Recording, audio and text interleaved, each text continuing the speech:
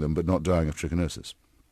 You know, when you write about, for example, Islam having their rules against eating pig being derivative from the Jewish religion, and all of these kind of cross-cultural derivative, sort of like intertextuality. I mean, the Gilgamesh myth going into the Noah story is a wonderful example of that. Yes. Or the story of the Buddha walking across water, and the story, of course, of Christ walking across water.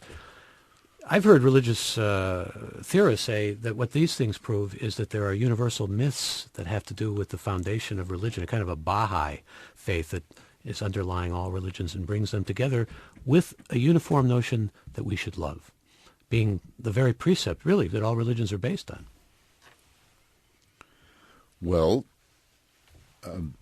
people sometimes like to say that God is love, though the corollary doesn't seem to hold, that love is God. That doesn't seem to make the same kind of sense, does it? Unless it's eros. I should have said that. If, for example, that's true, then how much does it explain? I mean, we need to at least respect, if not like each other, in order to survive. Some people wouldn't quote Auden again. We must love one another or die. You don't need a supernatural authority for this.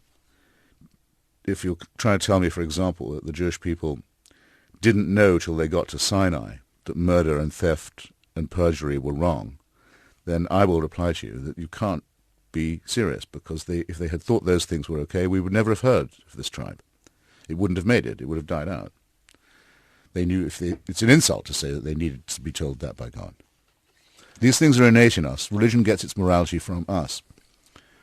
Confucius says something like the Golden Rule before Rabbi Hillel does.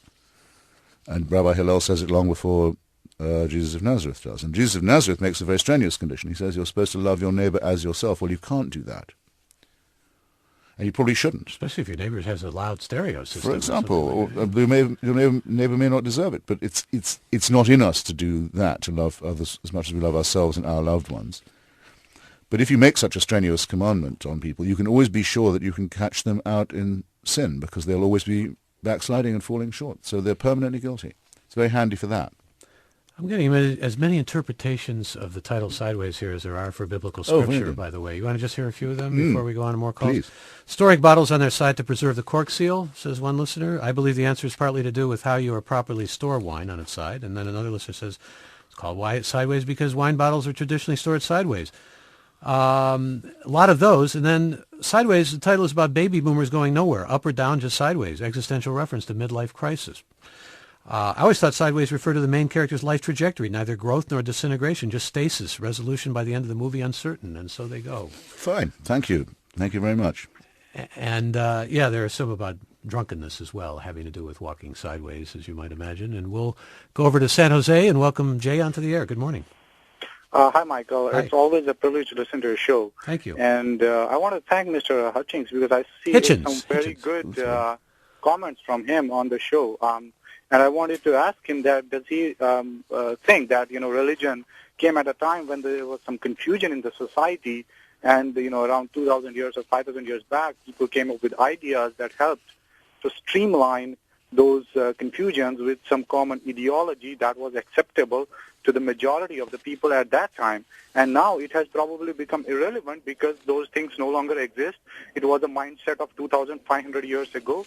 Some of it may still be relevant, as is the case with any other theory that we can come up with and our more generalized concepts. And at the end of the day, it's becoming more and more irrelevant because otherwise how could you explain someone sending their own children to blow into pieces and kill others for knowing fully that they would be, blown into pieces by doing that? How could anyone justify that? Well, I think you're right. I mean, we are, as animals, gifted with the need to find patterns and to ask questions and to try and arrive at explanations. We're fated to do this. And even now, quite well-educated people, if they don't have enough information, will prefer a conspiracy theory to no theory at all when they're looking for an explanation, and that's to be expected. Religion is born at a time when the species is in its infancy and when we know practically nothing, when we don't know that there are germs. We have no germ theory of disease. So outbreaks of leprosy or plague, are thought to be some kind of a curse. There's no possible way of finding out what's causing them. We don't know that we live on a cooling planet that used to be molten, and thus that there will be earthquakes and volcanoes and tidal waves. These are always thought of as acts of God, often as punishment. Didn't the late Reverend Falwell believe that about AIDS, in fact? And then, yes, of course, someone as primitive as Falwell, still, because he's a prisoner of this childhood of our species, as well as being a bigot and a crook and various other things of that description, yes, was persuadable of things like that. We don't know that the Earth is round. We don't know that it goes around the sun. We have no idea about planetary revolution. So we're still stuck with the explanations that came to us first and that got consecrated as divine, and thus are harder to flush out of our systems. But the effort really has to be made now. Talking with Christopher Hitchens. His book is God is Not Great, How Religion Poisons Everything. A couple of funny emails here. Is Christopher worried that in 200 years he'll be the Godhead for the cult of non-believers? And I like this kind of juxtaposition. A listener who says, if we are to be judged by the consequences of our actions, do you regret your support of the Iraq War despite the eloquent reasons you present? Hundreds of people brutally killed each day. And then after that, he says, what's your preferred brand of whiskey? The best blend whiskey ever made, I think, is Johnny Walker Black, by a long way. And the upgrades, by the way, aren't worth it. But it's better than the red. But stop there. The Johnny Walker Blue and so on is it's an affectation. I don't know if we want to open. When you say hundreds of people have been killed in the Iraq War, you speak the unvarnished truth. But they're being murdered by the other side in that war. The parties of God, and that's what we have to prevent Iraq from falling under. God, I love Mr. Hitchens' presumption that everyone Christian is interested in converting him and that he just wants to be left alone when he himself is clearly proselytizing atheism. I guess proselytizing is only okay when it's your own beliefs. And he's clearly not cognizant of the huge swath of Christianity in this country that's not interested in converting him. Some Christian sects, very explicitly do not condone or countenance proselytizing. Christianity is not a monolith. It's incredibly varied, and Christianity in itself is on part of the larger spectrum of religion. Well, it's true there is a spiritual supermarket among Christians, but you make two mistakes. One is I don't say they want to convert me. I say they want to change the conditions in which I live. It is Christian advocates who say stem cell research, for example, should not be allowed. They won't. It's not that they won't take part in it themselves. It's they won't let anyone else do it either. That used to be for a long time the same with things like contraception and abortion. Not that we forbid people of our congregation to do it, but we forbid anyone who we can reach from doing it, whether they take our theology seriously or not.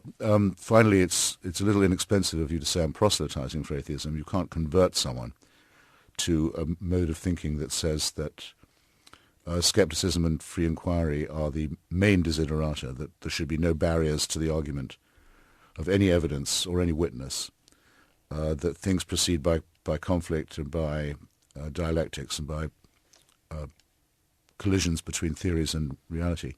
There's no dogma to proselytize for there. It's reason. I mean, you want to convert people to reason and rational thinking, don't you? In fact, here's a listener who has a PhD in biology and is working on a PhD in theology named Oliver, who says, central claim of a materialist ideology like Hitchens might be summarized as the opinion that only scientific evidence is permissible and leads to the truth. The statement is nonsensical simply because as a metaphysical statement that is outside the realm of scientific testing. It would render itself useless if it were true. How would Hitchens deal with such a paradoxical position, not unlike Epimenides' liar's paradox? Also, sorry for beating a dead horse. Reading any text, biblical or not, is a hermeneutical exercise, and to read the Bible as literal as Hitchens does is, of course, naive. Well, then, I don't see how you can say it's the Word of God. But maybe he doesn't. I mean, because people then, they start to back away. Even in Episcopal services, the milder Church of England form, they read a selected portion, usually from each testament, and then at the end they say, this is the word of the Lord. Now, you either believe that or you don't. If you don't, I'm not sure what you do believe. I can level with you. I can say, and you can test my opinion because I give it to you. I don't believe it. But I can't write a different book for every different believer. I can only say what the religions actually are, what they do say, how their texts do in fact license the fundamentalist interpretation. They do mean what they say and say what they mean, and how dangerous and indeed poisonous that is. Christopher Hitchens, even in a foxhole, you won't get him changing on this score. Always delighted to have you. As Michael Kinsley says, you always engage us intellectually, and I thank you for that.